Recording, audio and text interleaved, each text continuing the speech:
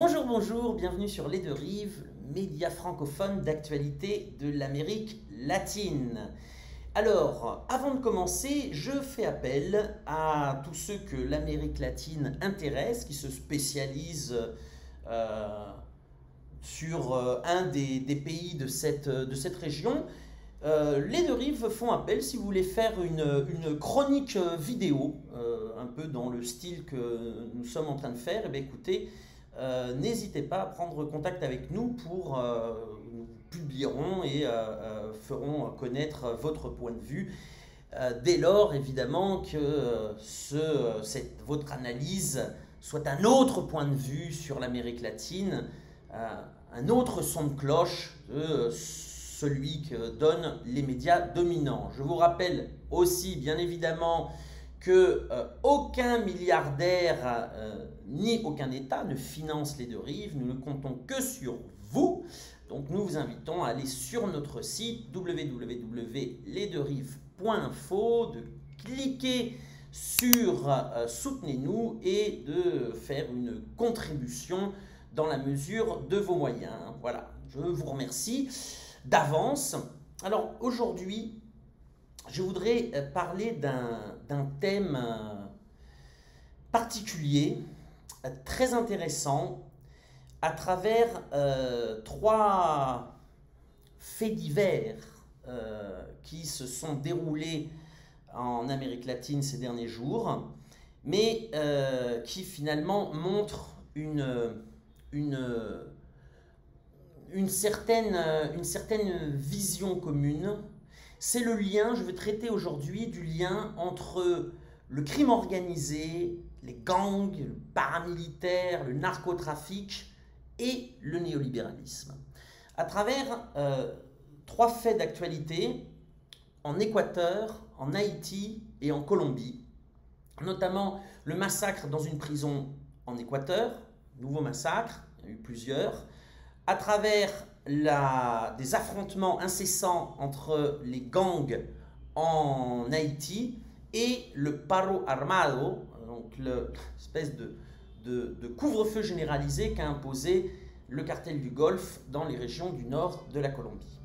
Alors, déjà, je vais revenir un par un sur ces trois faits d'actualité et pour essayer de montrer le lien inquiétant qu'il y a entre le crime organisé et les gouvernements néolibéraux pour pouvoir faire avancer leurs agendas et pour surtout démobiliser les protestations citoyennes. Commençons par l'Équateur. Donc il y a eu récemment un nouveau massacre dans une prison à Santo Domingo, en Équateur, donc 44 morts, plusieurs dizaines de blessés. Alors je vais faire une entorse à ce que je fais d'habitude, mais pour qu'on voit vraiment de quoi on parle, je vais passer une petite image des résultats de cet affrontement entre gangs dans les prisons. Donc évidemment, éloigner les enfants de l'écran s'il y en a, puisque les images sont assez fortes, comme vous pouvez le voir.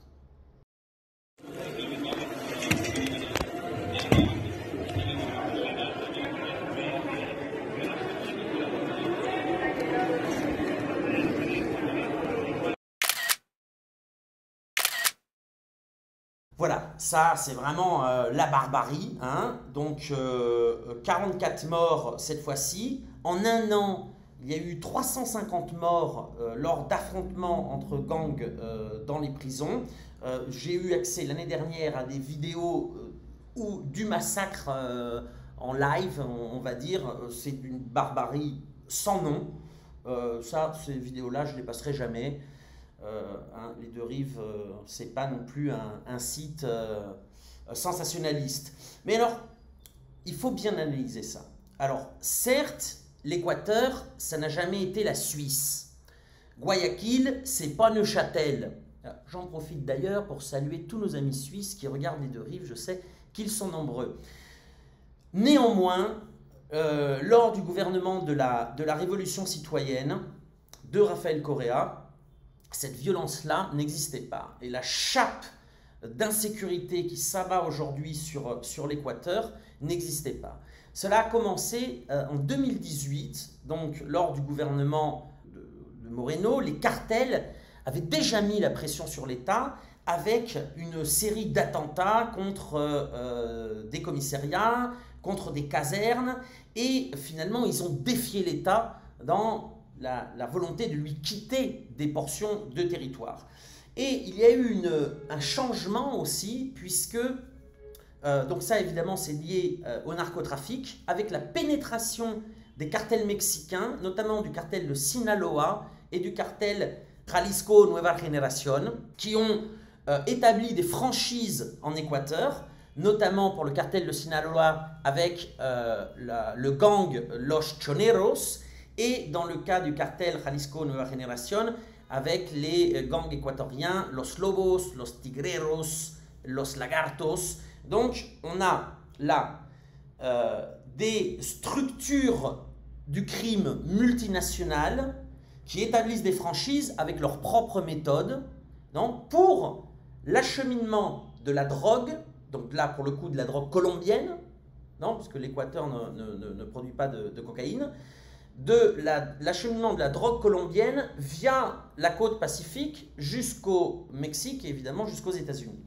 Donc, c'est sur le narcotrafic qu'a prospéré une insécurité grandissante qui aujourd'hui affecte évidemment la population, puisque dans plusieurs villes ou portions de villes ou plusieurs territoires de l'Équateur, on assiste à des couvre-feux où, y compris la police, les services d'ordre de l'État conseillent à la population de rentrer chez eux parce qu'ils ne sont plus dans la capacité d'assurer leur sécurité face aux gangs qui prolifèrent. On voit des exécutions en pleine rue. Il y a quelque temps, il y a eu devant le Sheraton de Guayaquil, il y a eu un tueur à gages qui a tué un avocat. Et évidemment, cela affecte non seulement les mobilisations populaires, mais ça laisse les mains libres aussi à l'État de continuer à vendre les richesses du pays. Et ce n'est pas un exemple isolé. L'Équateur n'est pas un exemple isolé. Si ce n'était qu'un exemple isolé, à la limite, bon, il y aurait certainement des racines à voir, mais ça n'en est pas un. Et pour cela, on va en Haïti. Alors en Haïti, à quelques jours de différence avec le massacre dans la prison de Santo Domingo, il y a eu des affrontements entre gangs qui se sont soldés par 39 morts et le déplacement de 9000 personnes. 9000 personnes. Il y a eu 48 écoles de fermées, 5 centres médicaux et 8 marchés. Donc là on voit, je rigole mais c'est pas drôle, on voit comment les gangs finalement font la loi dans des États qui s'apparentent de plus en plus, alors dans le cas d'Haïti c'est plus que s'apparenter, à des États faillis. Là, un petit retour en arrière est nécessaire pour le cas d'Haïti, parce qu'on a dit, le retour en arrière il a été assez rapide pour l'Équateur, hein, puisque cette situation-là n'existait pas sous Rafael Correa. Dans le cas d'Haïti, on se rappelle donc que l'ex-président, je ne sais même plus comment l'appeler, Jovenel Moïse, qui avait été élu via une fraude électorale, avait, sous la pression du FMI, augmenté l'essence de 50%. Alors on sait comment ça se termine généralement quand on s'en prend au transport, hein, il suffit de penser au Caracaso, à Caracas, en Équateur en 2019, aux Gilets jaunes aussi.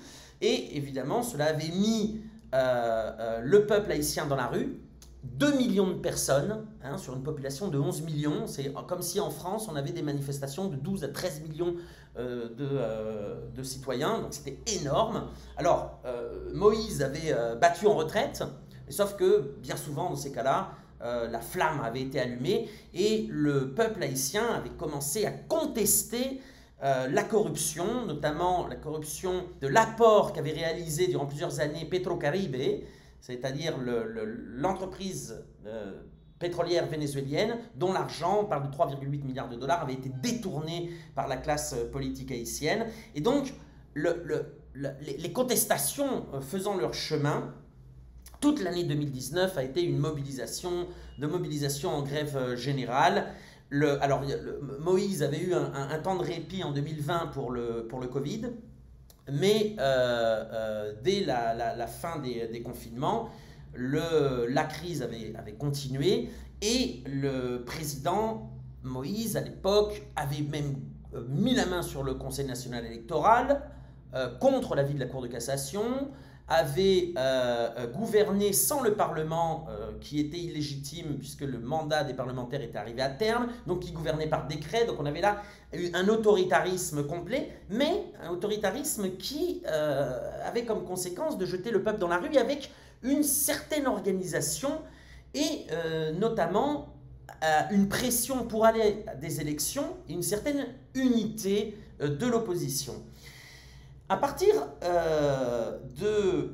du retrait des forces d'occupation étrangères, notamment de la MINUSTAH, on a vu comment le pouvoir politique s'était allié avec certains gangs pour faire baisser, on va dire, la pression populaire.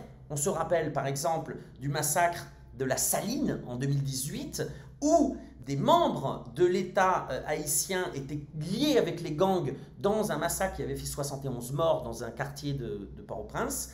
Et puis on se rappelle de l'assassinat aussi du bâtonnier de Port-au-Prince. Donc là, on voyait que les gangs avaient un poids direct dans le contrôle social, dans une situation de mobilisation citoyenne permanente.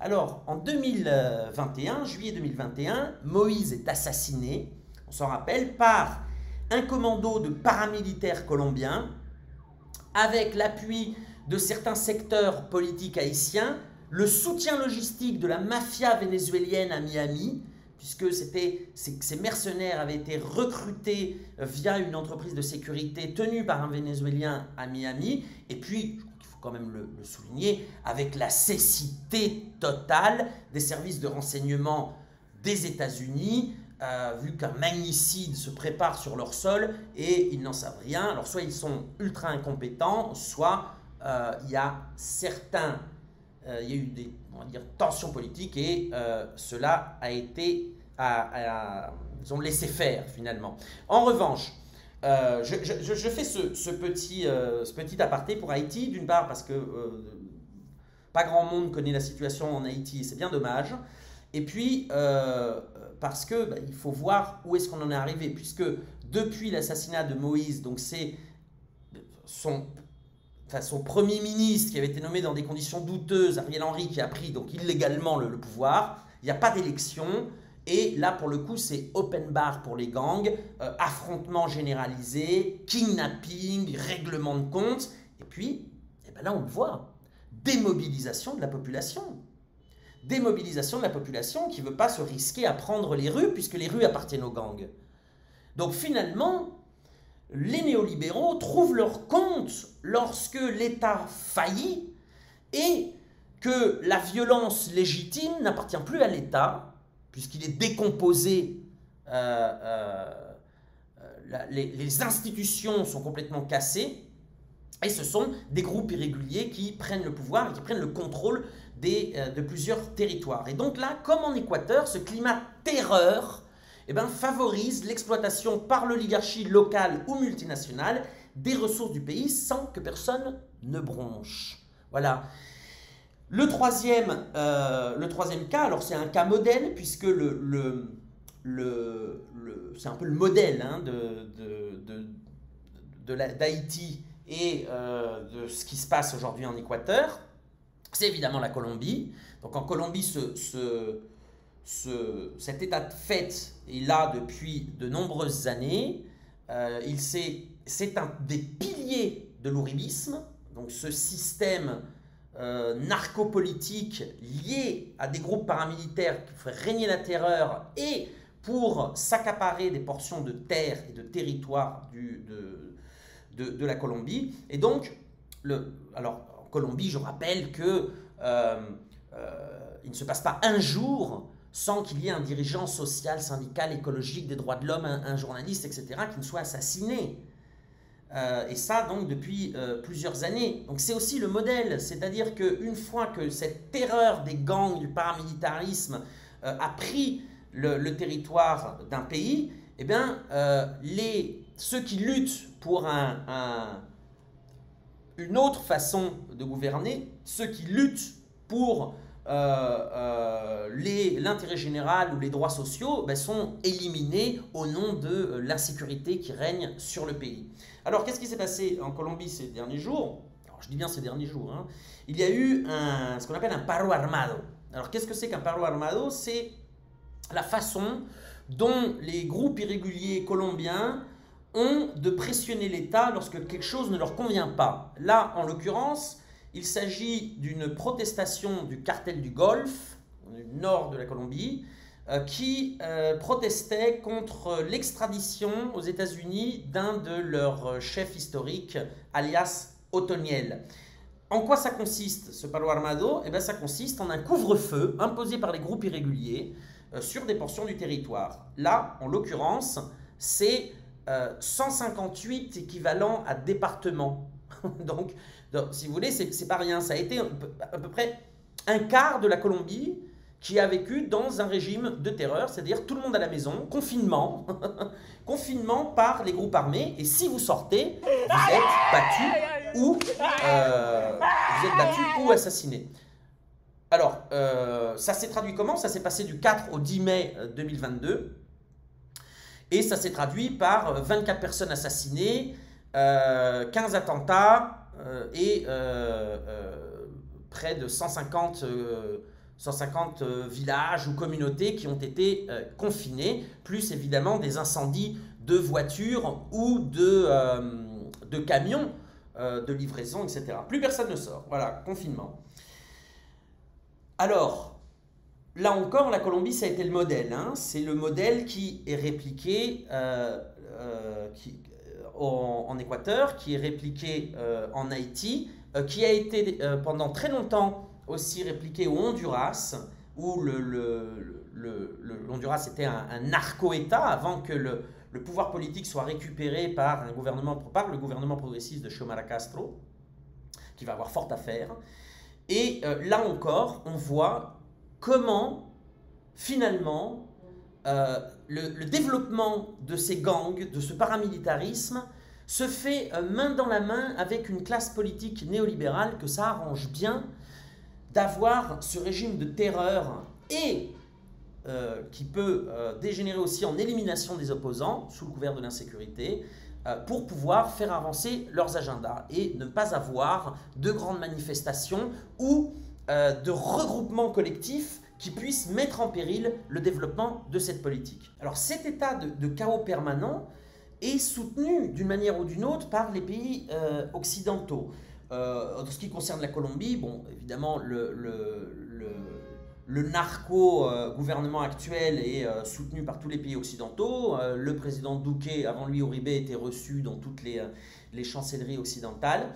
En Haïti, le régime illégal illégitime de Jovenel Moïse n'a tenu que par le soutien du core group, c'est-à-dire de ces pays de la dite communauté internationale. En réalité, il s'agit des États-Unis, de l'Europe, du Canada et de l'OEA, de l'Organisation des États américains, qui ont maintenu finalement Jovenel Moïse en place jusqu'à son assassinat. Là, je crois que c'est très important parce qu'on voit que ce sont des foyers de chaos qui déstabilisent toute la région. En ce qui concerne le paramilitarisme colombien, il a été tué un président, même illégitime, en Haïti, donc Jovenel Moïse. Il attaque de manière récurrente le Venezuela. Les groupes du crime organisé mexicain se déplacent en Amérique centrale et donc en Équateur, comme on a pu le voir. Et donc, cela crée un foyer de chaos dans une région qui ne demande qu'à se développer et, comme nous le voyons aussi, à s'émanciper de la tutelle des États-Unis. Et en cela peut être comparé à Daesh, qui joue à peu près le même rôle au Moyen-Orient, ou aujourd'hui au bataillon ukrainien nazi, Azov, Haïdar et compagnie, qui non seulement évidemment attaquent la Russie, mais finalement termineront par être un foyer de déstabilisation permanent, y compris pour l'Europe de l'Ouest. Ça, c'est au niveau, c'est on va dire la conséquence géopolitique de cette espèce de stratégie du chaos pour pouvoir garder le contrôle des ressources naturelles et surtout du contrôle social, du contrôle de la population pour qu'elle ne se révolte pas. Voilà. C'est un sujet très important. Je crois que c'est un sujet qui... J'ai pris 3 pays parce évidemment, c'était les 3 pays. Il y a eu, en une semaine ou 2, il y a eu 3 faits divers qui ont permis de voir qu'il ne s'agit pas là d'une singularité d'un seul pays d'Amérique latine, mais vraiment d'une vision globale et d'une manière de gouverner. J'espère que ce point de vue vous a été utile, peut-être même aussi pour analyser votre propre réalité. N'hésitez pas évidemment à me faire des commentaires et à partager cette vidéo. Je vous donne rendez-vous pour une prochaine vidéo. À très bientôt.